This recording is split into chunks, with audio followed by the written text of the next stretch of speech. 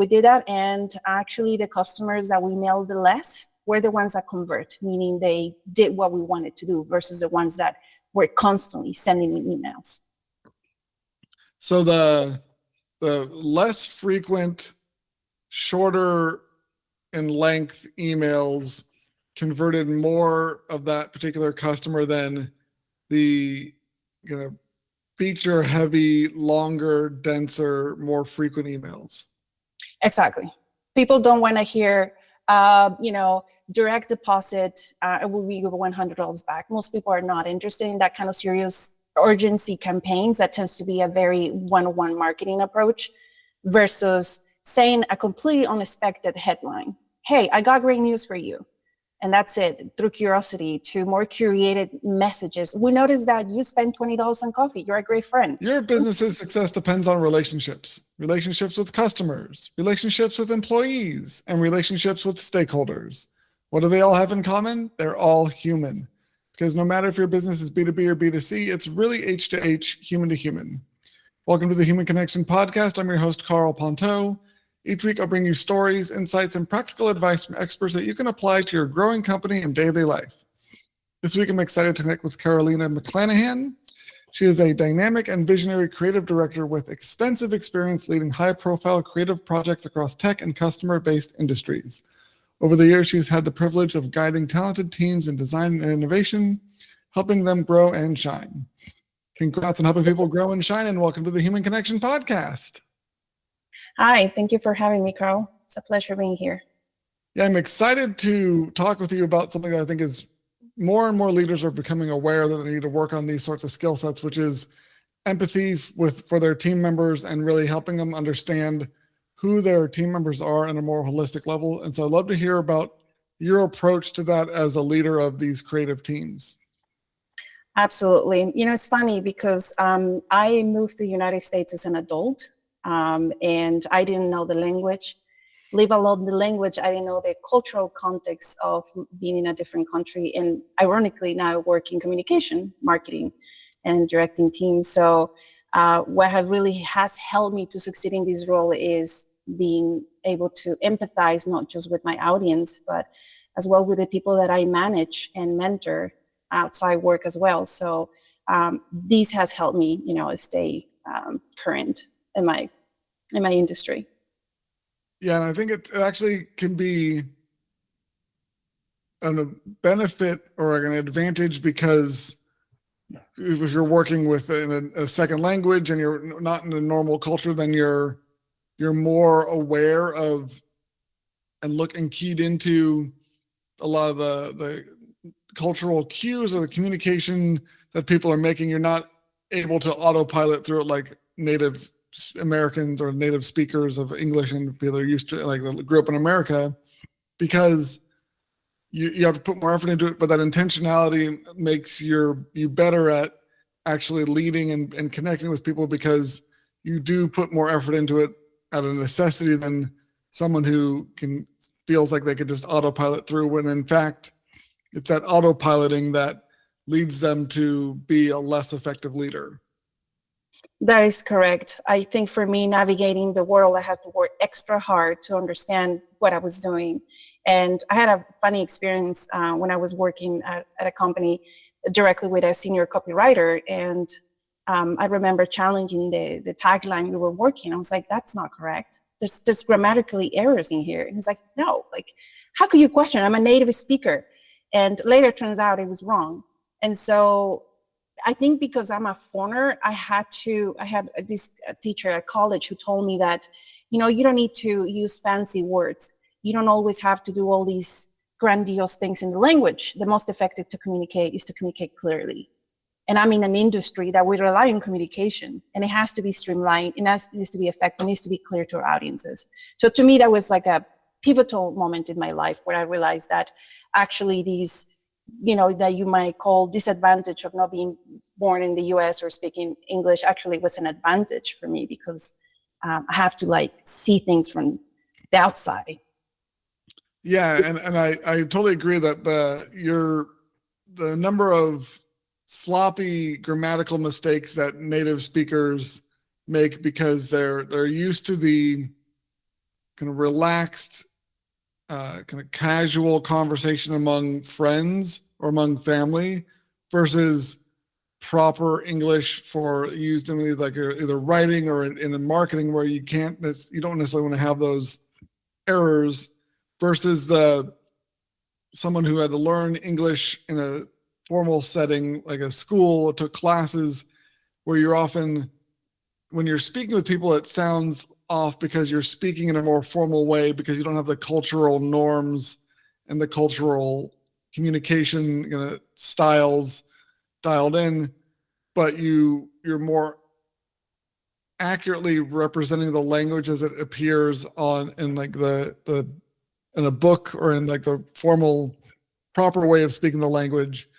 And so having that familiarity or that experience makes it better when you're trying to proofread or do something that's going to be marketed or published into something where you don't have any typos or kind of the more casual language in there.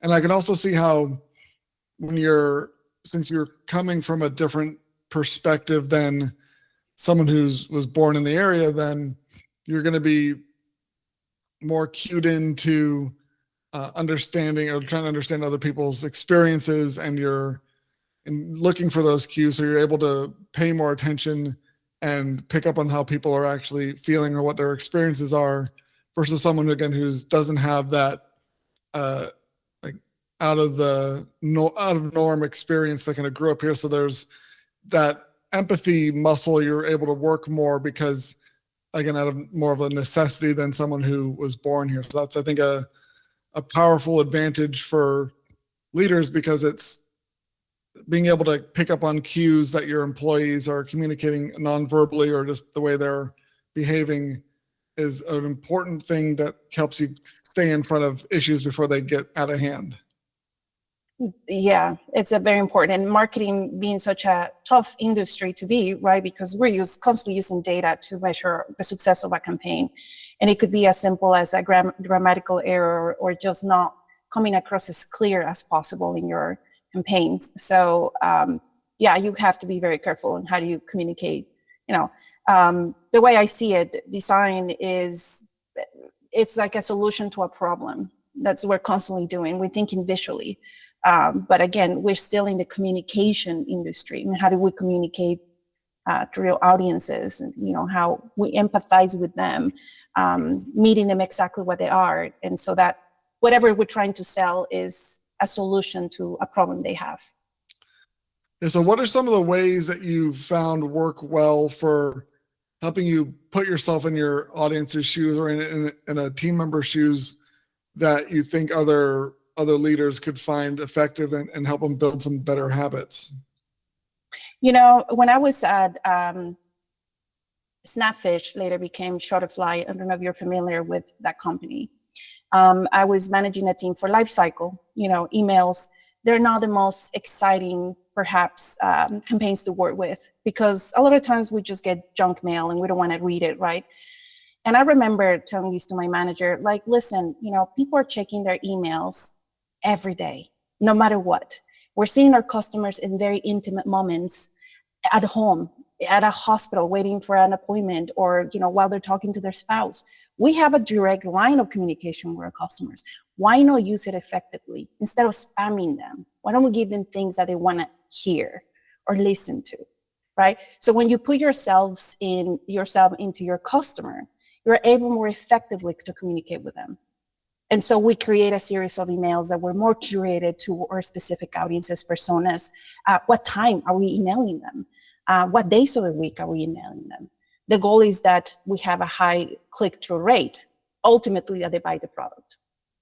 So that was a very interesting experience I had.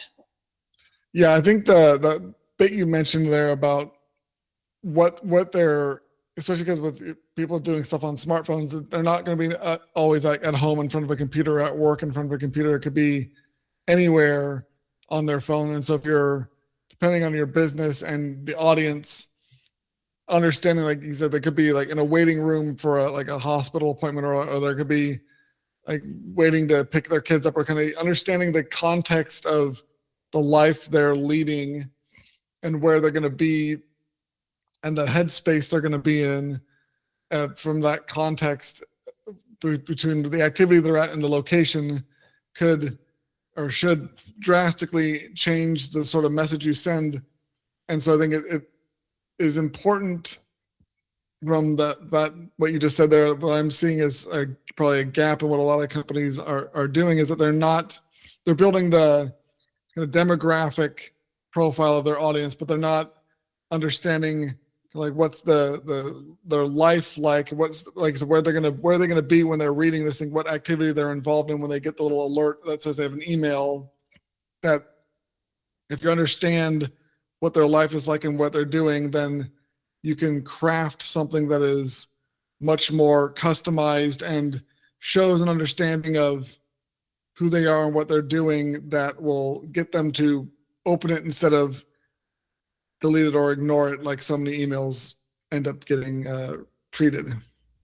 Exactly. And it could be just as simple as a headline. That's the first thing you see, even if you don't open the email or download the images, just seeing the headline within a millisecond, you decide whether you open that email or not. And that to me is a huge opportunity to be in the intimacy of your customer, So, definitely putting yourself into their shoes, it's very important.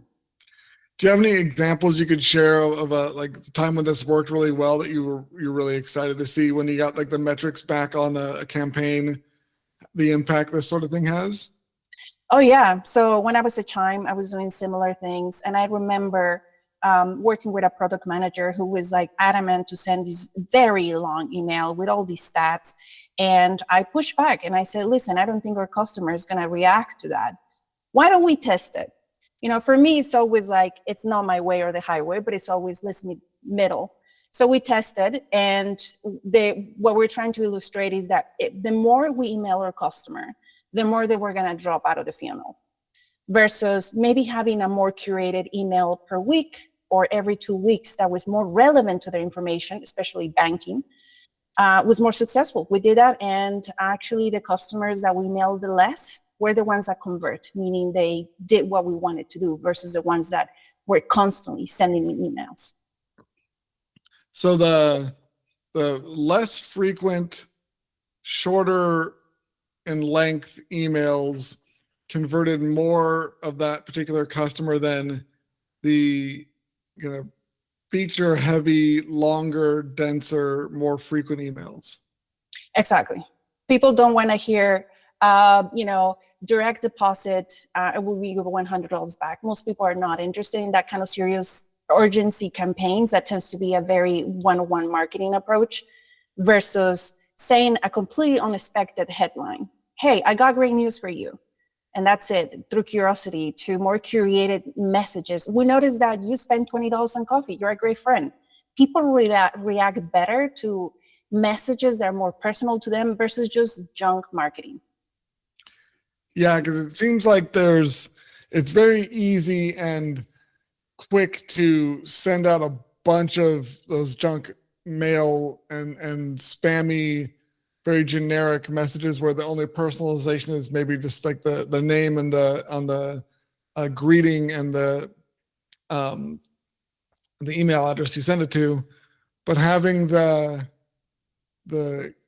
slowing down and the cadence and doing fewer emails that are more customized and focused, and having that work better is actually really impressive result that goes counterintuitive to I think the mindset or the strategy that so many people are doing in marketing, especially email marketing, where it's you have this list and you think everyone's going to be hanging on your every word, and you send stuff out and you get crickets back because you're talking about what you care about, not what they care about, and you don't really show that you understand them. So that's a great case study. So when you're starting, it sounds like you have to do some pushback a lot with other team members who don't understand this as well. So what's your approach to pushing back so that they're feeling heard, but you're still making the right decision for the campaign? You said that you like to meet them in the middle, but what's your approach to those conversations? Because I imagine the if you're talking like the head of product marketing or whatever, or head of product, then it can be a challenge to move them off their position without the right sort of approach. So what did you find works for you in that way? I think it's a series of negotiation, right? People want to feel validated, they want to be heard. So it's always like, I agree, it's a great idea. However, would you be interested in trying a different approach? And so I think when you try to also empathize with them, where they're coming from, because a lot of times they do have their own series of marketing needs and goals and metrics that they want to meet at the end of the month, right? So it's like, let me meet you halfway, let's negotiate, or where we can approach a different solution. Will you be open to that? And a lot of time people are willing to test different approaches. Yeah, I think that initial validation that you hear their idea and especially you can kind of repeat it back to them in your own words, showing that you actually were listening is important. But then having that mindset of, and I'll say, like I said, understanding that what's driving them, what they care about, and explaining how the alternative that you're suggesting, or the compromise you're suggesting, is more likely to get them what they want than what they initially thought would get there, is also, I think, a great point you made about that. Because if you shut them down, then there's the too much of a adversarial tone to it versus the collaborative nature of let's see how we can get there together, that it sounds like you employ, which makes a lot of sense. You know, a lot of the times in my work, because we deal with, humans through your podcast, The Human Connection, we're talking to humans all the time. It's what has been successful to me is communication, is the ability, again, to empathize, to hear their opinions. And like I said, most of the time, people are not rigid. People are willing to test, to expand, to try new things, because the goal together is to make the product or the service, the company successful. So we're working for the same goal. How we work towards it, that's where, you have to learn to negotiate. Yeah. Is there any time examples you can share of something when that approach did not work, when someone was completely dug in their heels and wouldn't budge, and how did you approach that situation? Well, that happens all the time, in my industry, and it's a personality, sometimes things, right? It's not just with me, it's with other teams where they're very strong about their own opinions. I'm always willing to learn. I'm always please prove me wrong. And some battles you just have to let go. Some battles are worth fighting, other ones are not. So. And how do you pick which ones that you're gonna pursue that battle, and which ones you're going to acquiesce to the other person? How do you gauge those? Because I imagine if you're someone who's wanting to apply this, probably knows a few people that in their work that is more difficult to compromise with than others. So how do you gauge which ones are worth fighting and which ones aren't? Well, the way I see it is some campaigns are bigger than other ones. Some of them have tighter deadlines or bigger budgets. There's more at risk. If this is delaying the product, if this is delaying, when are we going to have this message out? I think it's important to be able to say, how you feel about something. If you think it's something wrong, I think you should speak. You should be able to say, I don't think this is ready, or I don't agree how we're managing these. At the end of the day, I represent a company. At the end of the day, I'm providing a service in the best interest for a company. So, yes, I will fight for the ones that are worth fighting. Bigger campaigns, essentially.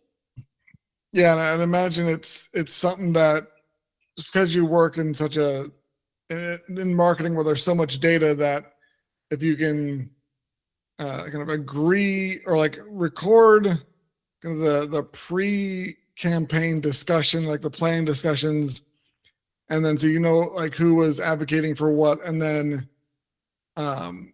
run the campaign and you see all the metrics and get the data back, and they can see how those decisions impacted the campaign's performance, especially if you're able to do some A/B testing where maybe one version is the solution you were suggesting, one's the one they were suggesting, and can compare the two and see the actual impact.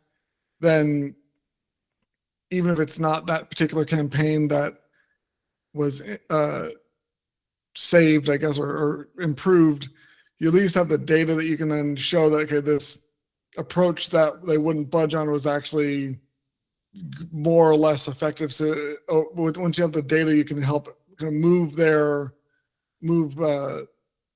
opinion or the strategy accordingly, versus issues where there's not as much data to show the real impact of something. Yeah, that's right. Data is this us or Bible. It's data is what really teaches us where to go. How do we approach same problem, different problem, but like same approach. And so relying on that is key.